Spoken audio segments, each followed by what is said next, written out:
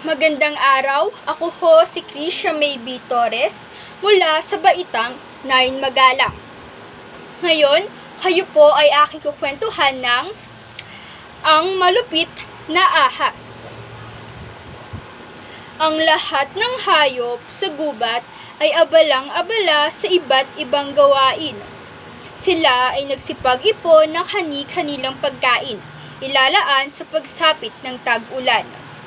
Bukod tangi si ahas, napanatag ang kalooban at natutulog lamang. Marami ang nagtataka kung bakit siya hindi nag-aalala sa pagsapit ng tag-ulan.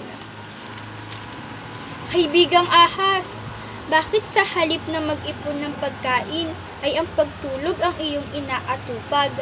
Ang usisa ni Kuneho habang siya ay nagbabaon ng kanyang mga pagkain.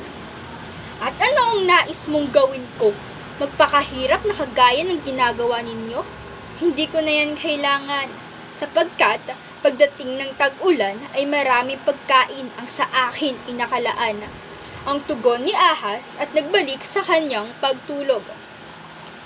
Kinabukasan ay napadaan naman si Pagong sa kinaroroonan ni ahas at nakita nitong mahimbing sa pagtulog. Hindi niya maitiis na ito ay tanungin. Paumanhin, kaibigang ahas, nais ko lamang na ipaalala sa iyo na kailangan ka ng kumilos sapagkat malapit nang pumatak ang ulan. Ang paalala ni Pagong. At sino ka upang magpaalala? Kung iyan lamang ang iyong sasabihin, ay sayang lang ang iyong laway. Naabala niyo lang ang aking pagtulog, ang wika ni ahas. Hindi nagtagal at umalis na si Pagong.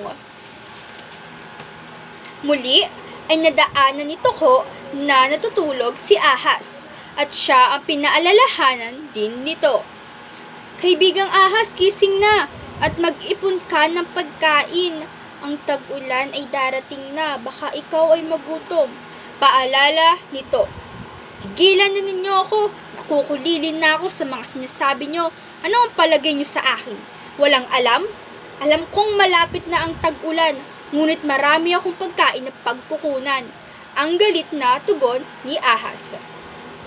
Mula noon ay wala nang nagtanghang magpaalala kay ahas, sapagkat sa halip na ito ay magpasalamat, ay nagagalit pa ito sa kanila. Hindi nagtagal ay sumapit ang tag-ulan. Ang lahat ay panatag ang kalooban, maliban kay ahas. Tila yata tama sila, ako ay nagugutom na. Ngunit hindi ako pwedeng lumabas at baka ako tangayin ng baha. Ang wika ni ahas sa kanyang sarili.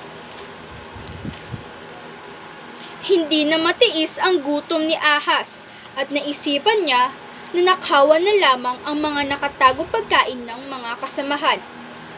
Isang hating gabi na mahina na ang ulan ay nagtungo si ahas sa taguan ng pagkain ni Kuneho. Laking gulat niya nang makita na higit pa sa kanyang pangangailangan ang naipong pagkain nito. Tingnan mo nga naman ang buhay kapag sinuswerte. Hindi ko na kailangang humanap ng pagkain sa iba. Dito pa lamang ay mabubundat na ako sa busog. Halos maubos ni ahas ang pagkain ni Kuneho. Ngunit siya ay nakalikha ng ingay at ito ay narinig ni Kuneho. Dali-dali itong bumaba upang tingnan kung sino ang nakapasok sa kanyang taguan ng pagkain. Laking gulat niya nung makita si ahas at inubos ang kanyang pagkain. Si Kuneho ay napasigaw sa galit. Ikaw, ahas, ay tunay na malupit. Ay lakas ng loob mong kainin ang pagkaing hindi mo pinaghirapan. Isa kang magnanakaw. Ang sigaw ni Kuneho. Mas maigi na iyan kaysa mamatay ako sa gutom. Ang nakangising tugon ni ahas.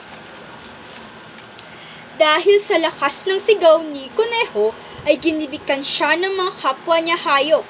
Nagtungo si Pagong, Toko, at iba pang kapitbahay. Pinagtulong-tulungan nila si ahas hanggang sa siya ay maitaboy.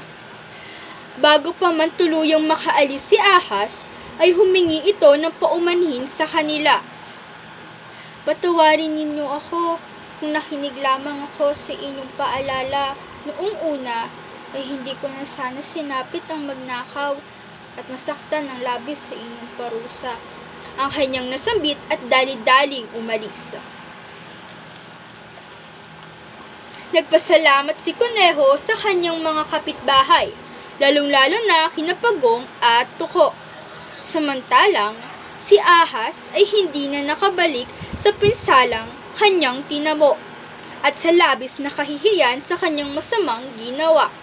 Ngayon, nabasa na natin ang kwentong Ang Malupit na Ahas. Ngayon, ano ang aral na napulot sa kwentong ito? Ang lahat ay dapat maging maagap sa kanyang pangangailangan. Mag-ipon hanggang maaga bago pa mahuli ang lahat.